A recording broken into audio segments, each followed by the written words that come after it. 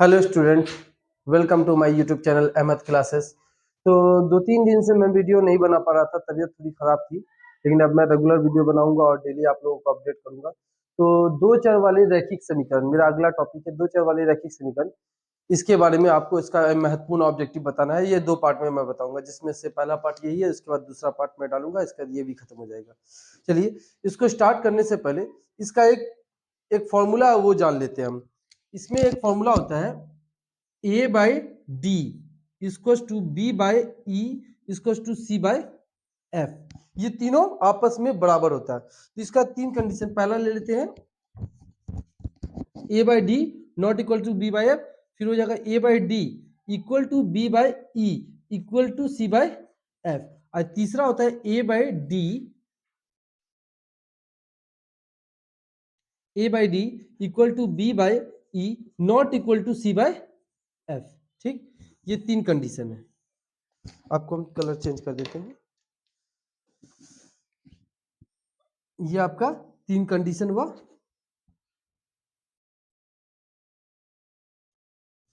इस कंडीशन को हमेशा याद रखिएगा। देखिए, a by D not equal to b by E, इसमें एक और केवल एक हल होता है, एक और केवल एक हल होता है। ठीक, और ये जब तीनों इक्वल टू हो जाता है तब अनगिनत हल होता है। तीनों equal to, a by D equal to b by E equal to c by f, इसका हो जाता है अनगिनत हल। और a by D equal to b by E होगा, b बाई ई होगा, और लेकिन not equal to c by f हो जाएगा, तब इसका कोई हल नहीं, कोई हल नहीं होगा। इसको अगला ग्राफ में जाइएगा तो इसका ग्राफ क्या होगा, इसका ग्राफ प्रतिच्छेदी होगा, मतलब कटेगा। इसका ग्राफ अनगिनत है, ओवरलैप हो जाएगा, मतलब संपाती हो जाएगा, इसी के ऊपर दूसरा लाइन चढ़ जाएगा। और तीसरा समांतर हो जाएगा। जब समांतर होता है तब कोई हल नहीं निकलता, जब कटेगा ही नहीं तो कोई आंसर ही नहीं निकलेगा। इसके बाद इसके आगे चल जाते हैं।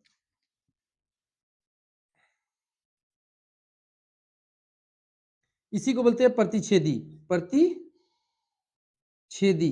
इसको बोलते हैं संपाती, संपाती, इसको समानांतर, समानांतर। ठीक,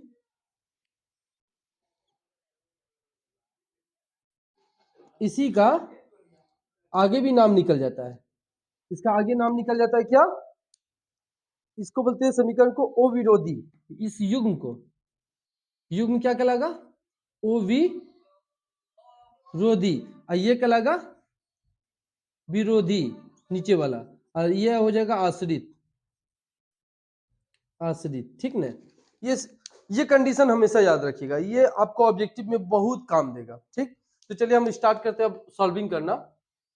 तो पहला सवाल है, दो चर एक्स वाई रैखिक समीकरण इतने के कितने हल होंगे।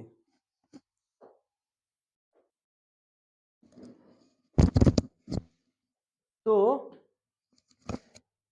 ए X plus B Y plus C is equal to 0 के कितने हल होंगे। तो x का मान कुछ भी रखिए, y का मान हमेशा चेंज होगा। तो या आप x का मान चेंज करते जाइए, y का मान चेंज होता चला जाएगा। तो इसका आपका जानते हैं क्या होगा आंसर, ऑप्शन नंबर सी सही होगा। ऑप्शन नंबर सी सही होगा, अनगिनत हल होगा।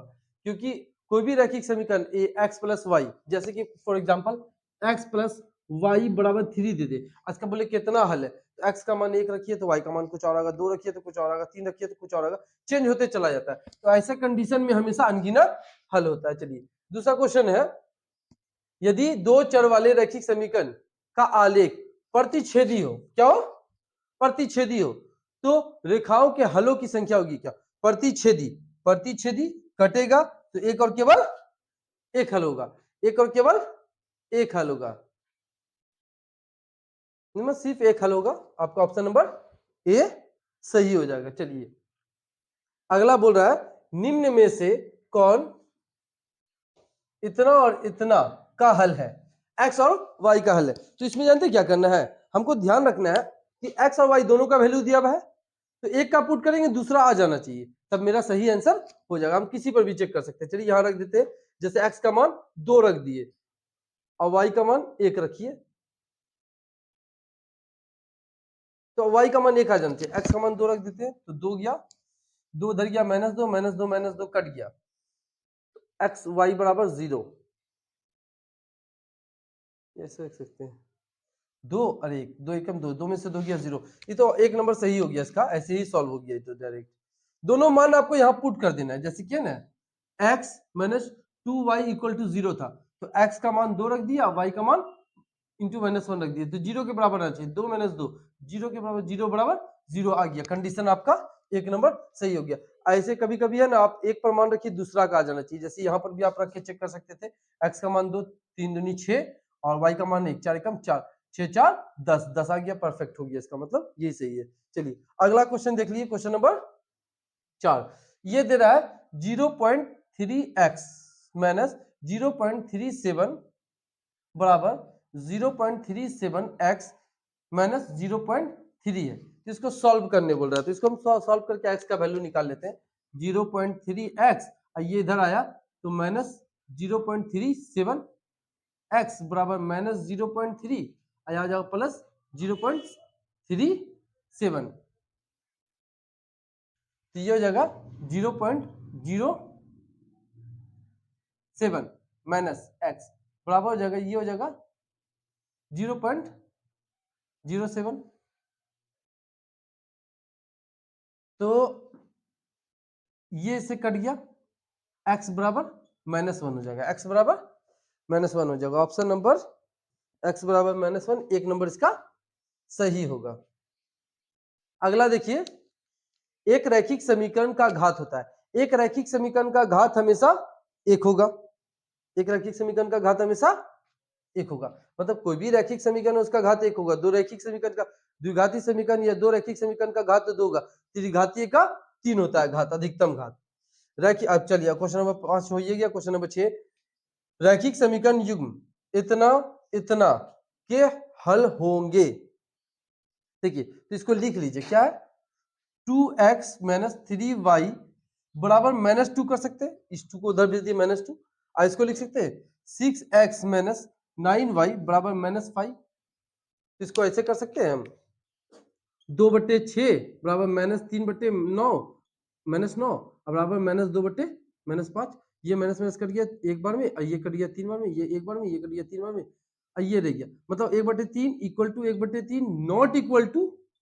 -2/-5, तो माइनस तो कट जाएगा, तो 2/5, तो ये देखिए किसको फॉलो कर रहा है, तीसरा कंडीशन को, तीसरा कंडीशन को, मतलब कोई हल नहीं, कोई हल नहीं, इस ऑप्शन नंबर इसका एक और केवल एक, कोई हल नहीं, ऑप्शन नंबर इसका बी सही होगा, ऑप्शन नंबर बी इसका सही होगा। अगला क्वेश्चन देख लेते हैं, इस ट्रिक को हमेशा याद रखिएगा, इसको याद कर लीजिएगा, इसी से आपका सारा ऑब्जेक्टिव सॉल्व हो जाएगा, लगभग लगभग, एक दो क्वेश्चन तो एग्जाम में लड़ना ही लड़ना है इससे।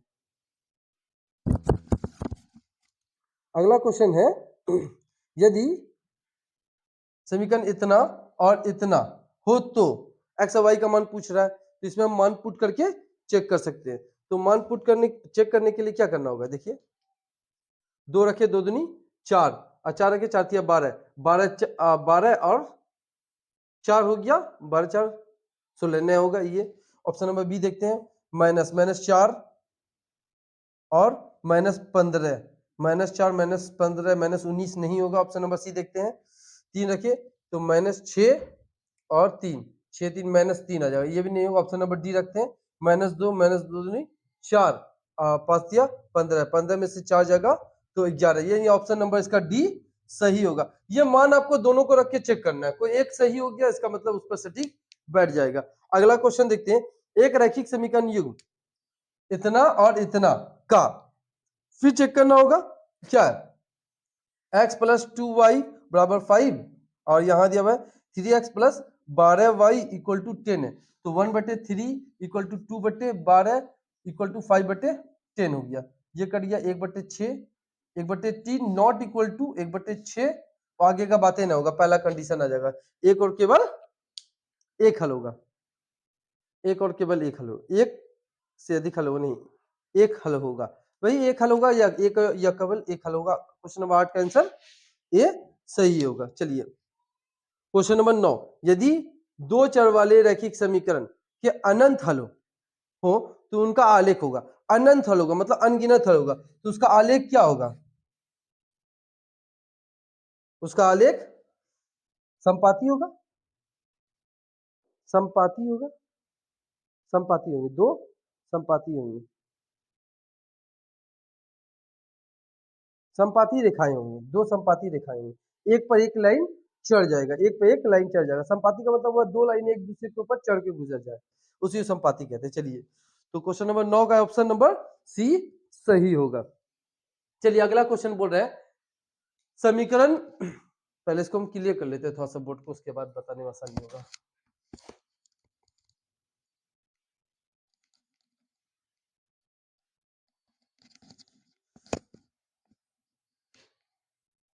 अगला क्वेश्चन है समीकरण इतना तथा इतना का हल। तो क्या है?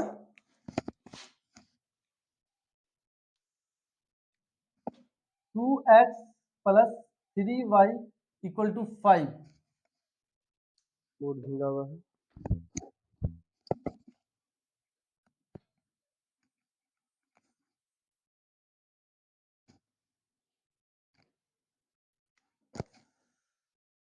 2x plus 3y equal to 5 है, 4x plus 6y equal to 15 है, मतलब 2/4 इक्वल टू 3/6 इक्वल टू 5/15। ये 1/2 हो गया, ये भी 1/2 हो गया, ये हो गया 1/3, मतलब कि 1/2 equal to 1/2 not equal to 1/3, मतलब ऑप्शन नंबर तीसरा नंबर कंडीशन को फॉलो कर रहा है।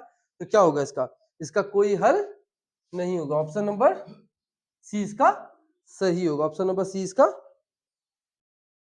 सही होगा। क्वेश्चन नंबर 11 है रैखिक समीकरण युग्म इतना और इतना के हल। तो इसमें हम एक्स और वाई का मान पुट करके चेक करेंगे, एक्स और वाई का मान पुट करके चेक करेंगे।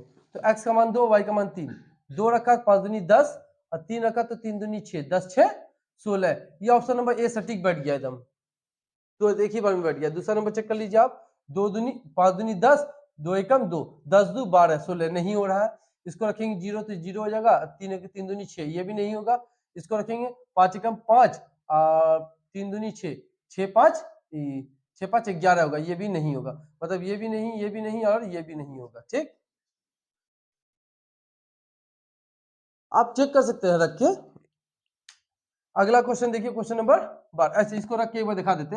5x plus 2y equal to 16 है, तो हम x बराबर 2 रख दिए, तो 5 गुना 2 प्लस 2 गुना 3 बराबर 16, 5 दूनी 10 प्लस 6 बराबर 16, 16 बराबर 16 आपका आ जाता है। जब बराबर आ जाएगा तो सही है, बराबर नहीं आएगा तो वो ऑप्शन गलत है। चलिए इस पर ऑप्शन ऑप्शन को ही रख के चेक कीजिएगा। ऐसे दूसरा तरीका इसका एक और है कि दोनों को आप सॉल्व कर दीजिए, तो लंबा प्रोसेस चल जाएगा, लंबा प्रोसेस नया लेना है।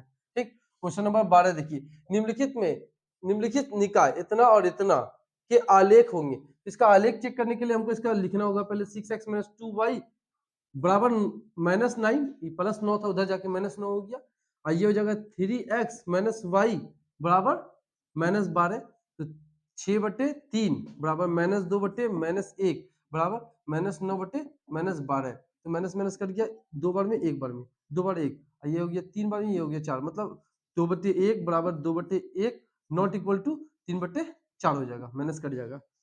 तो आपका ये तीसरा कंडीशन को फॉलो करेगा, तो इसका कोई हल नहीं होगा, कोई हल नहीं होगा। अच्छा, इसका ये पूछ रहा है कि ये क्या कहलाएगा? ये समानांतर कहलाता है। क्या कहलाता है? समानांतर। समानांतर होगा तब इसका कोई आंसर नहीं निकलेगा, दोनों लाइन एक दूसरे के बराबर चलेगा, जैसे रेलवे का ट्रैक एक दूसरे के बराबर चलता है लेकिन मिलता नहीं है। चलिए अगला क्वेश्चन, क्वेश्चन नंबर 13 देख ले रहे हैं हम। क्वेश्चन नंबर 13 है इतना और इतना समपाती है। क्या है? समपाती है, ये लिख लीजिए।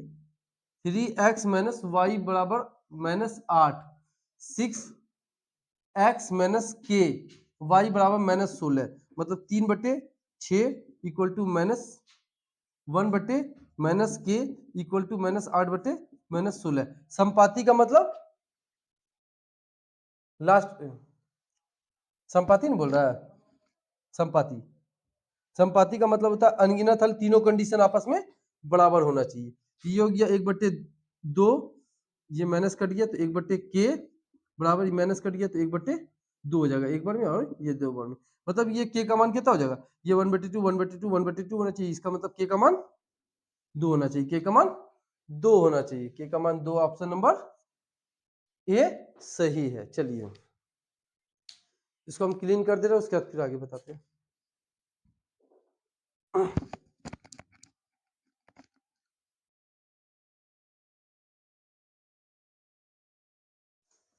चलिए इस फॉर्मूला को याद रखिएगा, a/d not equal to b/e बराबर होता है, मतलब कि एक और केवल एक हल होगा, और ये प्रतिच्छेदी करता है, मतलब एक दूसरे को लाइन को काटता है, इसको प्रतिच्छेदी कहते हैं, और ये ओ विरोधी होता है। ये समीकरण युग्म क्या कहलाता है, ओ विरोधी।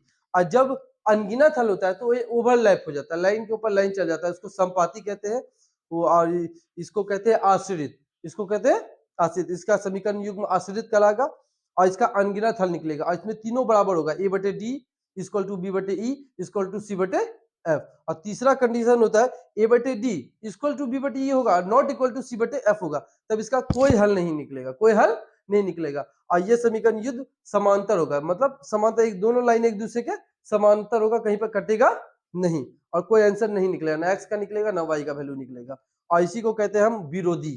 ठीक, चलिए अगला चलते हैं, क्वेश्चन नंबर 14। क्वेश्चन नंबर 14 क्या है, दो चर में दो घातीय समीकरणों का ग्राफ प्रतिच्छेदी रेखाएं हो तो हल की संख्या होगी। मतलब प्रतिच्छेदी होगा, मतलब एक दूसरे को काटेगा। तो जब एक दूसरे को कोई काटता है लाइन, तो उसका जो हल निकलता है वो एक निकलता है, वो जो हल निकलेगा वो एक होगा। तो इसका ऑप्शन नंबर आपका ऑप्शन नंबर ए सही हो जाएगा, सिर्फ एक हल होगा। अगला क्वेश्चन है क्वेश्चन नंबर 15। क्या होगा, तो 14 नंबर का आंसर हो गया सिर्फ एक। अब 15 नंबर क्वेश्चन है, यदि रैखिक समीकरण युग्म असंगत हो तो तो निखित करने की वाली रेखाएं होंगी। असंगत मतलब कि,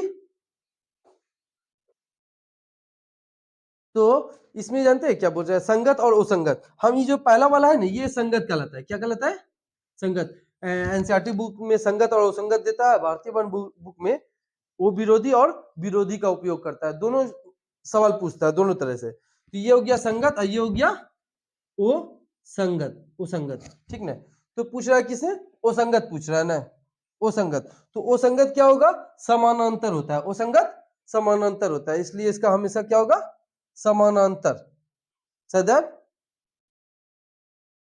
समानांतर होगा, सही है। चलिए ये लास्ट क्वेश्चन है आज का, कि 3x minus Y equal to 5 और 6x minus 2y equal to k है। तो इसके लिए क्या पूछ रहा है, k का मान कोई हल ना हो, कोई हल ना हो मतलब कि लास्ट वाला कंडीशन, लास्ट वाला कंडीशन आ जाएगा 3/6 equal to minus y in minus 1/-2 बराबर 5/k। आइए नॉट इक्वल टू हो जाएगा, ये नॉट इक्वल टू, क्योंकि कोई हल ना हो बोल रहा है, तो ये हो जाएगा 1/2, और ये भी हो जाएगा 1/2, माइनस कट जाएगा, अब minus 5/k not equal to. तो इसमें से किसी एक से बराबर ले लेंगे, तो k इंटू 1 k अपादुनी 10 not equal to 10, k not equal to 10 हो जाएगा, k not equal to, sorry कुछ सवाल गलती हो गया, 2 5, इसका ऑप्शन हम गलत लिख दिए हैं, ये कोई ऑप्शन सही नहीं है, इसका k नॉट इक्वल टू 10 ही होगा, ठीक ना। चलिए तो इसके बाद सेकंड वीडियो हम बहुत जल्दी अपलोड करेंगे, धन्यवाद।